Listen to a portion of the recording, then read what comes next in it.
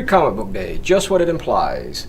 It's a national holiday created by the comic book industry. It originated 10 years ago, and the idea is to expose the community to comic books. We invite everybody to come by on Free Comic Book Day to sample select comics that are offered to us by the various publishers. It's actually worldwide now. Originally it was national for the US, but it's now expanded into Canada and over into the European market. The whole idea behind it was created to expose the customers to comics.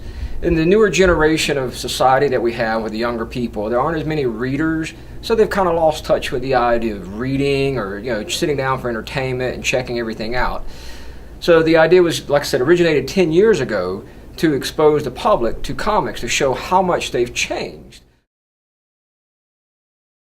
The idea is actually spun out of Baskin-Robbins.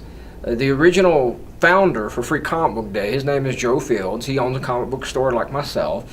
He came up with the idea after going to a local Baskin-Robbins, and they had Free Scoop Day.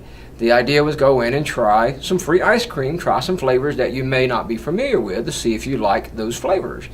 So he thought that was a great idea and said, hey, let's try Free Comic Book Day. So he went to the two major publishers, Marvel and DC, and pitched the idea. They were very receptive of the idea, and then a lot of the other smaller publishers followed in suit. Yes and no. It has changed. Like any industry, it had its ups and downs. Like I said, right now we're more on an upswing. Probably in the 90s was more of a downswing. So that's kind of another reason for Free Comic Book Day, was to show people, come check out the books, come check out the artwork, come check out the stories, come check out the writing. And so now it's back on an upswing. Still the superhero stuff. The superheroes will always be number one. That's what makes up the majority of the comic books published. Whether it's the Marvel Comics family or the DC Comics family, it's still the superhero stuff. Now there are a lot of other great independent comics out there too.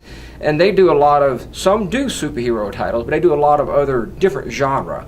Sci-fi, crime, horror, fantasy, you name it.